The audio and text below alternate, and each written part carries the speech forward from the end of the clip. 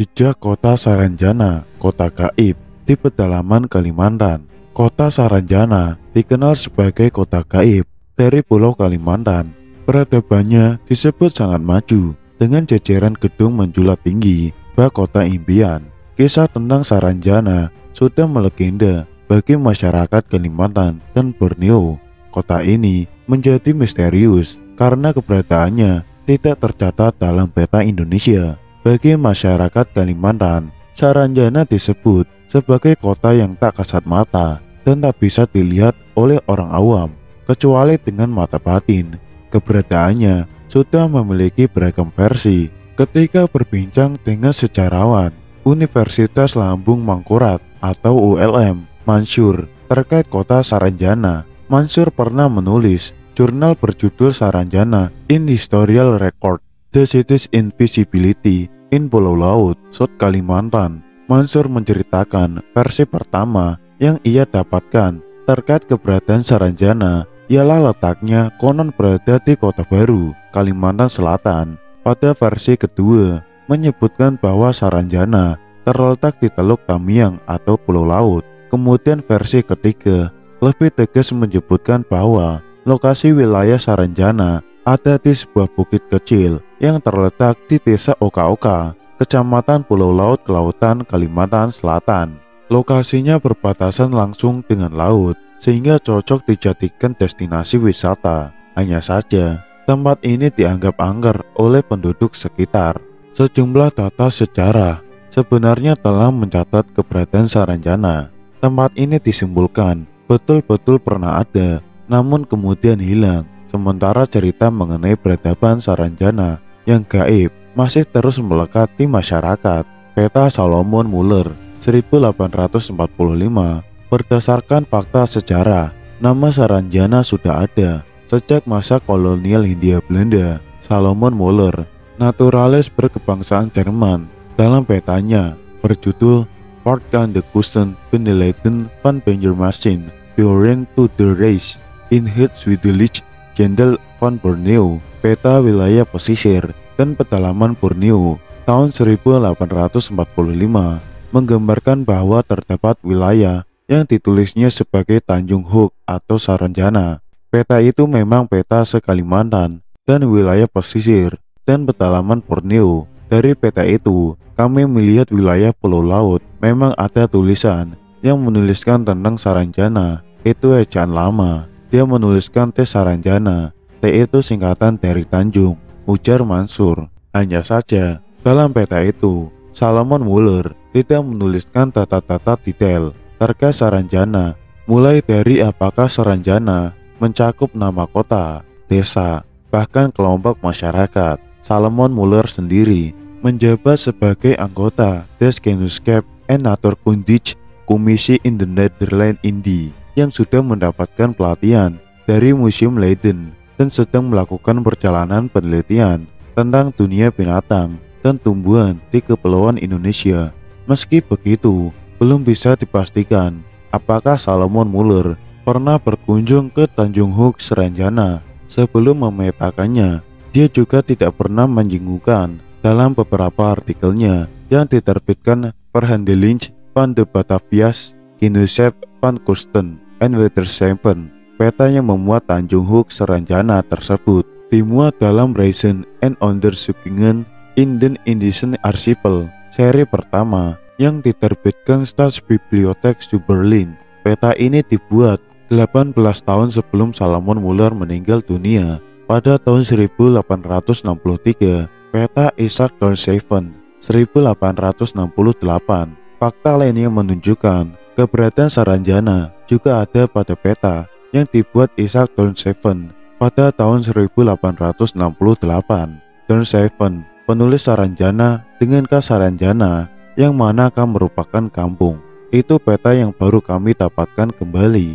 Jadi, dia menuliskan tentang kampung Saranjana. Kami berkesimpulan, setelah 20 tahun kemudian, ternyata itu adalah sebuah kampung. Karena dari pemetaan, dia sudah menuliskan K, terang Mansur, Kamus Peter Johannes Vedt 1869.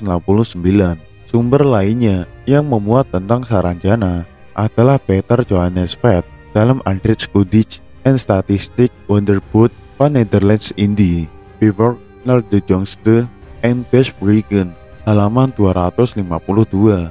Kamus ini diterbitkan di Amsterdam oleh PN van Kampen tahun 1869 atau setahun setelah peta yang dibuat Isaac Dorseven. Dalam kamus itu, Pet menuliskan Saranjana, Tanjung di sisi selatan Pulau Laut, yang merupakan pulau yang terletak di bagian tenggara Kalimantan. Itu kamus yang dibuat Peter Johannes Vet 1868. Itu juga menuliskan nama-nama daerah di Indonesia, kemudian letaknya di mana, semacam kayak ringkasan, tapi bentuknya kamus. Di dalam itu, menuliskan juga tentang Saranjana, bahwa Saranjana itu adalah daerah yang terletak di tenggara Borneo, tuturnya. Seperti yang kita ketahui, cerita gaib selalu menarik untuk disimak, entah benar atau tidak. Sisi mistis, misteri yang belum terungkap memancing orang untuk mengetahui, termasuk cerita tentang kota gaib Saranjana. Saranjana disebut-sebut sebagai kota gaib yang secara administratif di dunia nyata masuk Kabupaten Kota Baru, Kalimantan Selatan.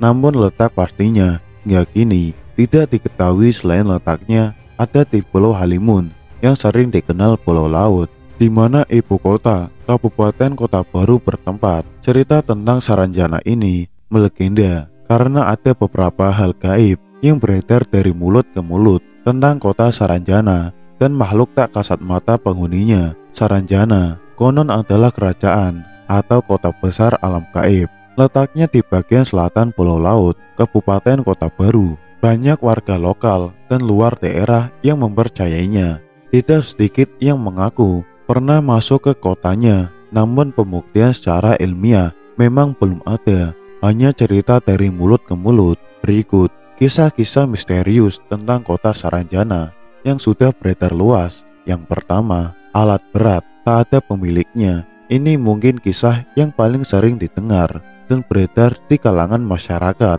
tentang kota Saranjana. Disebutkan pada 1980-an ada pemerintah setempat dikagetkan oleh kedatangan sejumlah alat berat pesanan dari Jakarta. Semua alat berat dengan nilai sangat mahal itu dipesan seseorang dengan alamat kota Saranjana dan telah dibayar lunas. Padahal kota Saranjana di alam nyata secara administratif tidak ada di Kabupaten Kota Baru. Cerita ini melegenda dari mulut ke mulut hingga sekarang. Yang kedua, dihuni makhluk astral. Konon, kota Saranjana dihuni makhluk astral atau tak kasat mata berupa jin muslim. Namun, ada pula yang mengatakan kota Saranjana dihuni manusia namun telah menggaib. Kabar yang beredar dari mereka yang pernah masuk ke kota itu, kotanya sangat maju dengan jalan raya yang lebar, gedung perumahan yang megah dengan pagar rumah tinggi. Sistem pemerintahannya kerajaan, mayoritas penduduknya beragama Islam. Yang ketiga, buah raksasa. Dari cerita yang beredar, buah-buah yang tumbuh di kota Saranjana ukurannya besar dan berkali lipat dari di alam nyata. Jenis buahnya sama dengan di alam manusia, tapi ukurannya yang raksasa. Jika buah itu dibawa ke alam nyata, ukurannya berubah menjadi ukuran normal. Yang keempat, penduduknya cantik dan gagah. Kabarnya, penduduk kota Saranjana secara fisik sama dengan manusia, namun mereka semua secara fisik lebih cantik untuk perempuan dan prianya gagah. Mereka juga semua ramah-ramah dan bahasa yang digunakan untuk percakapan adalah bahasa Banjar.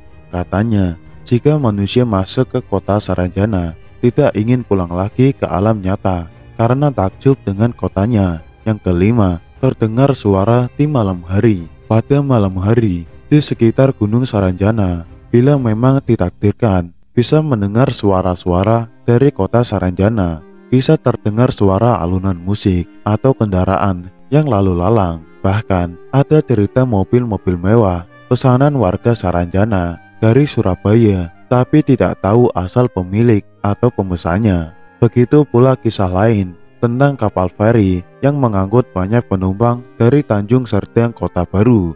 Namun begitu merapat ke pelabuhan Batu Licin, Kabupaten Tanah Bumbu, mendadak sepi. Katanya, disebut-sebut sebagai orang-orang dari kota Saranjana. Wallahu alam.